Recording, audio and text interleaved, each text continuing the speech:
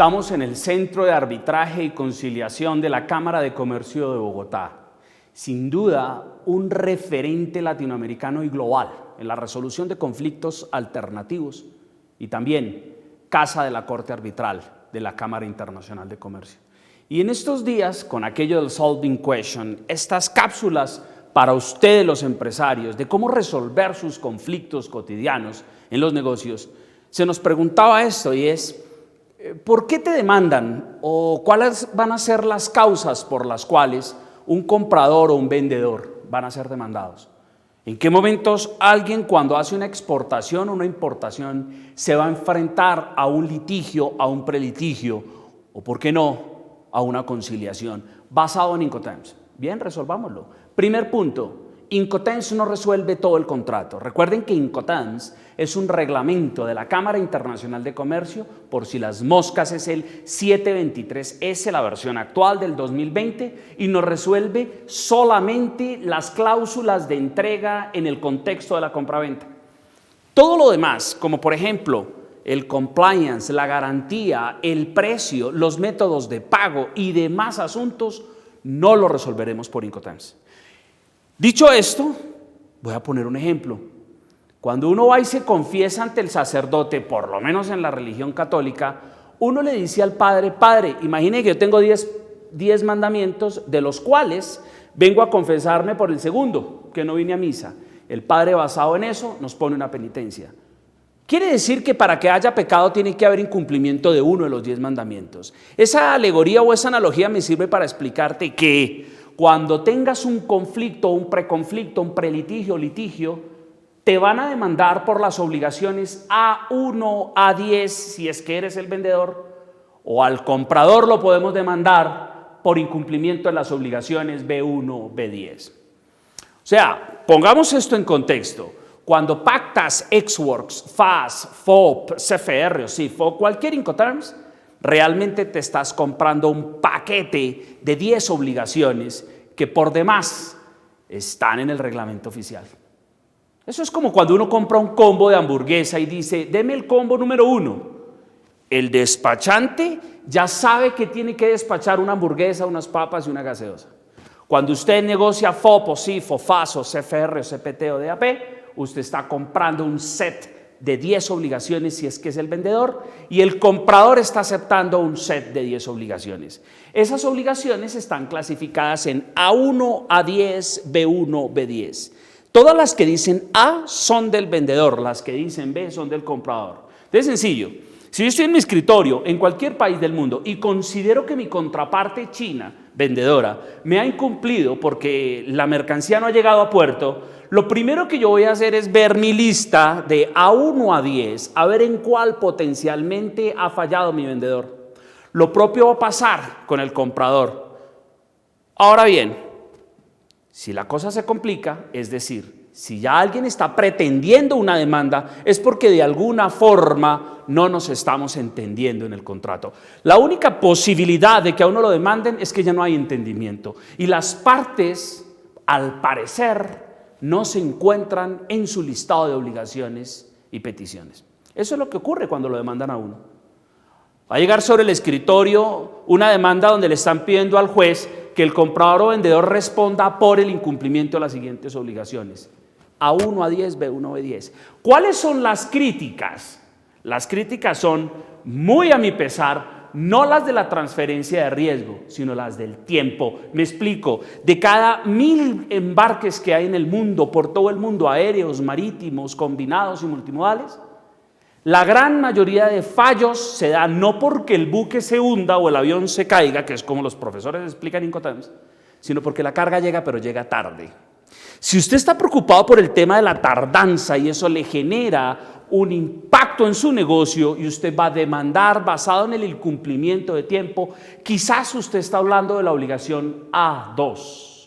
La obligación A2 refiere a la entrega. El vendedor debe entregar en el punto acordado, del lugar acordado, de la forma acordada, en el tiempo acordado.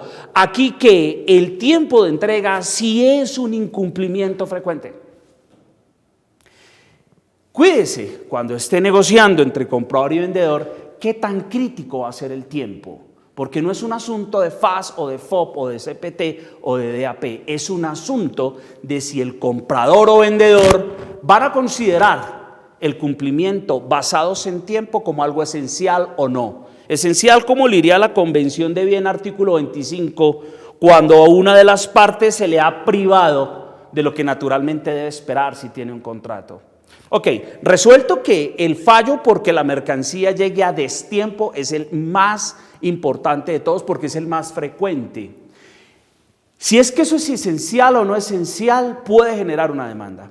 Ahora bien, la demanda más fácil de resolver es la que menos ocurre. La típica avería gruesa, hundimiento de buque, se explota el avión. Recuerden que por lo menos en el contexto colombiano, en los últimos 15 años, estamos en el 2021, se han caído del aire 2 o 3 aviones y eso puede ocurrir, y puede ocurrir otra vez.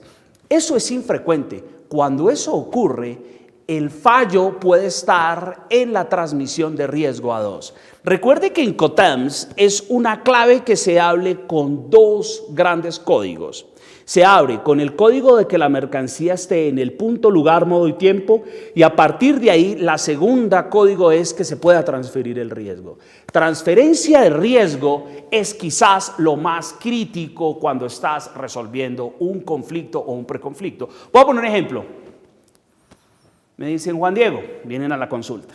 Resulta que yo compré FOB, o compré CIF, o compré DAP, cualquier Incoterms, y la mercancía está estropeada. Cuando fuimos a nacionalizar, abrimos y hemos encontrado que las cajas están estripadas.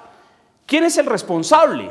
Normalmente el incauto pregunta, FOB, CIF, el comprador, el vendedor, y siempre respondo, el responsable es quien las dañó. Lo único que te va a resolver Incoterms es quién se tiene que tomar un café con el responsable, si es que es el comprador o el vendedor. Así que usted se debe concentrar en la transferencia de riesgo, no en los daños, porque los daños son una consecuencia.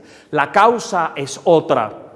Dicho esto, Incoterms es un reglamento de obligaciones, no es un código penal y tampoco es un código de procedimiento. Incoterms dice quién debe hacer qué, pero no qué ocurre si no lo hace. O sea que cuando te demandan por Incoterms, basados en los daños, lo primero que queremos establecer o pedirle al juez es, señor juez, determine si para cuando eso se dañó, se habían o no transferido los riesgos. Esa es la clave.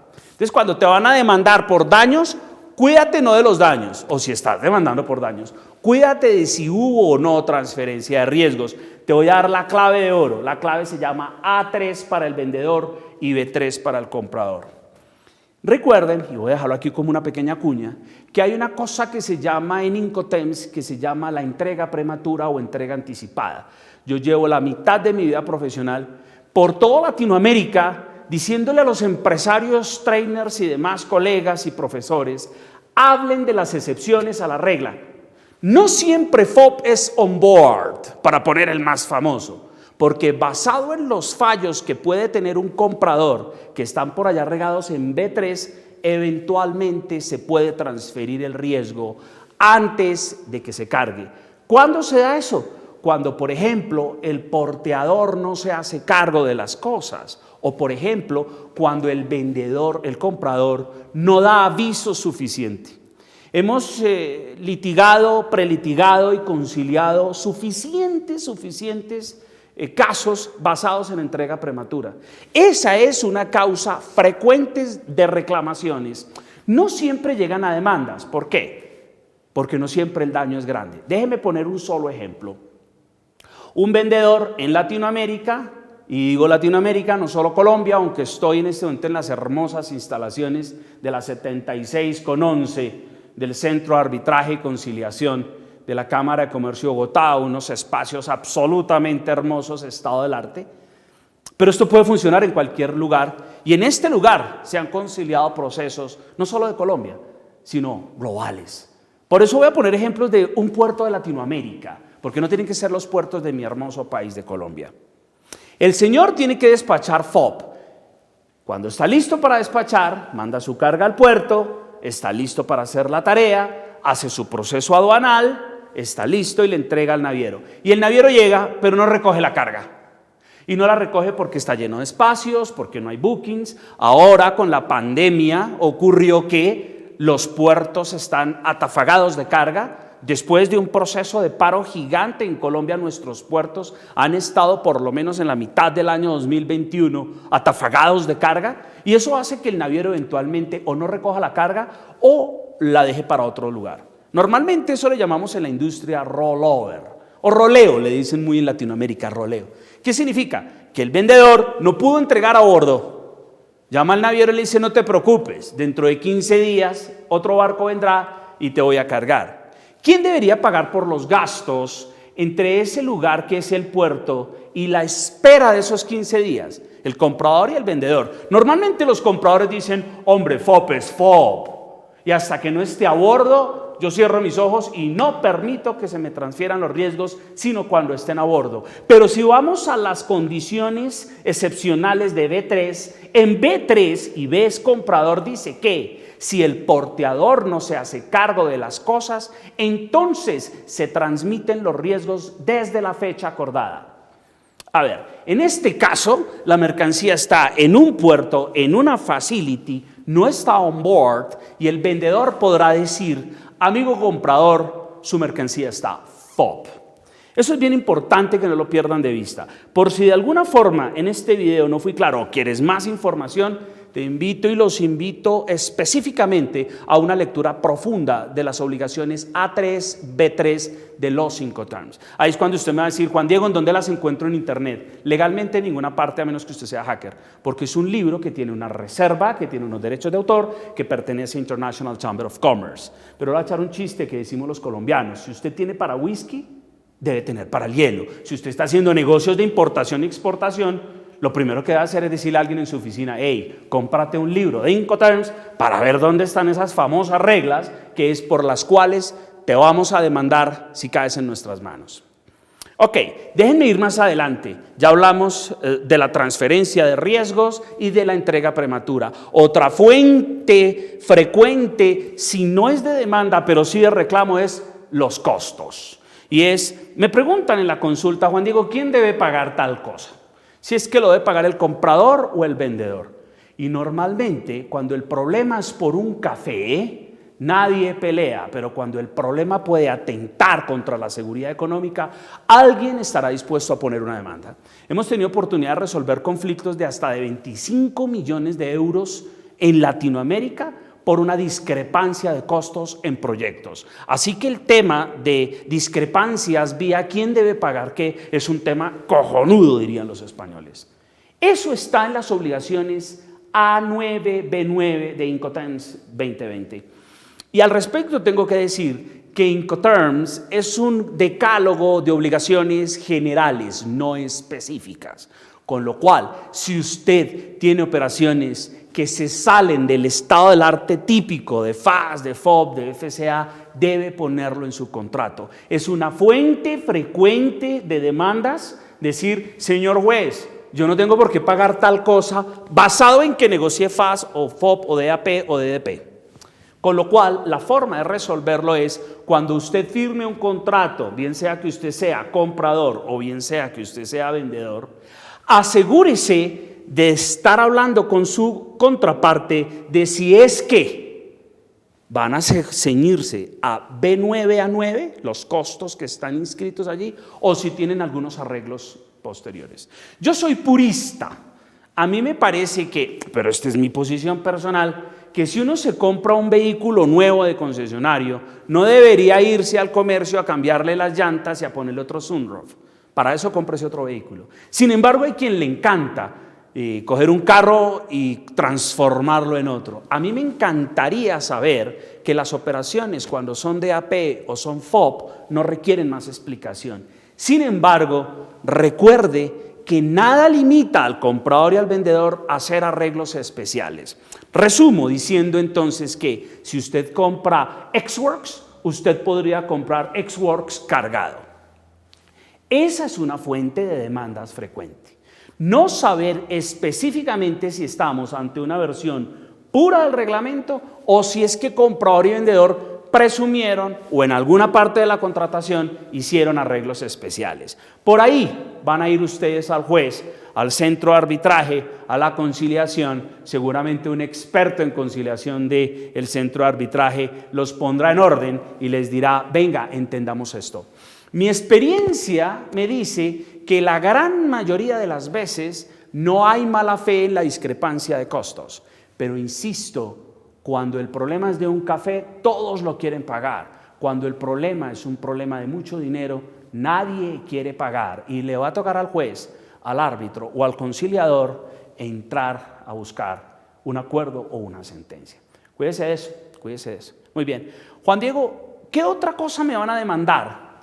Hay una fuente clarísima de demandas basadas en Incoterms y en contrato de compraventa, basadas por el conflicto del transporte. Pero por suerte, en este centro de arbitraje me han invitado a hacer otro video que se va a llamar la relación patológica, problemática, tóxica que hay entre Incoterms y el contrato de transporte. Lo espero a que vea ese video, pero para ir cerrando, quiero decirle 3 cosas. Si usted es el comprador en cualquier operación del mundo, cuídese, le voy a dar 3 claves para que las ponga si quiere de clave de Wi-Fi de su oficina.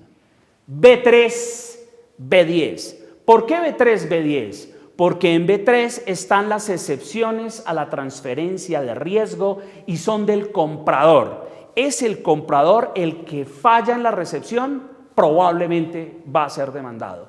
Y B10 que habla de notificaciones. Es tan obligante el tema de saber notificar que Incoterms le da un artículo preciso. Me explico con este comentario. Si usted ha negociado CIF o CFR en cualquier parte del mundo y usted es el comprador importador y usted como importador o comprador no notifica al otro señor de cómo quiere su BL, si usted lo quiere un BL negociable, no negociable, si usted no notifica del puerto de embarque, del puerto de llegada, si usted no notifica de cuándo está usted listo a recibir, usted va a recibir lo que el vendedor pueda, quiera o desee hacer. De otro lado, si usted es el vendedor y no notifica a su contraparte diciéndole, allá va el juego de documentos, cuídese que este es el booking, ya le cargué, en destino el agente receptor se llama Pedro o Juan, eventualmente usted va a recibir una llamada de un naviero 3 meses después, diciéndole, usted debe 3 meses de demurrages. Ese caso lo recibimos con mucha frecuencia en nuestra firma y lo único que tenemos que hacer es ir al porteador arrodillados a negociar las multas. Me preguntan, Juan, ¿por qué ocurre esto? Por no saber la clave de la administración de las obligaciones de notificación. A10, B10, que son del comprador y vendedor. Ahora bien, el último de los conflictos que por frecuencia recibimos en la firma es por incumplimientos en A1. Y A1 es las obligaciones generales. Es el único artículo de Incoterms que obliga al vendedor a hacer una mirada a ver cuáles son las obligaciones generales del contrato. El vendedor está obligado, según A1, a proporcionar no solo la mercancía y la factura, sino cualquier otro documento que sea del contrato. Cuidado, porque las facturas no se hacen en compraventa como lo exija el país comprador, la aduana. Las facturas se hacen como usted las haya negociado.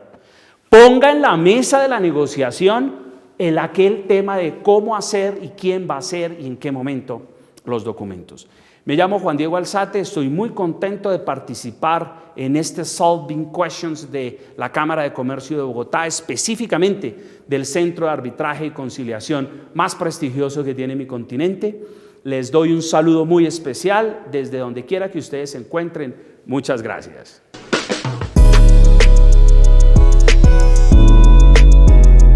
Hagamos un microcaso. Sucede que va a haber una predemanda, una demanda, una conciliación. ¿Por qué?